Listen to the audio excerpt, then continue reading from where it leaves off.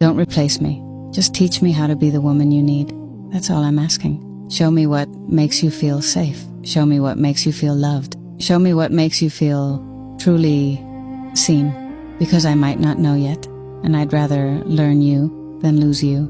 I'm not saying I'll be perfect. I'm saying I'll try. I'll put in the work instead of expecting you to settle for whoever I already happened to be when we met. Because real love isn't about finding someone who arrives knowing everything. It's not about matching perfectly from day one with zero growing pains. That's a fantasy they sell in films, and it's ruined more relationships than any argument ever has. Real love is growing together, learning each other piece by piece, choosing to stay on the days when leaving would be simpler. I don't want to be another name in your past, another story that ends with, we just grew apart. I want to be the person who understands you, who stands beside you when life gets heavy, who becomes what you need, because I want to, not because I have to. So if I fall short, don't just walk away. Tell me, talk to me, help me see what I'm missing, and I promise I'll meet you where you are. Love isn't trading people in when it gets tough.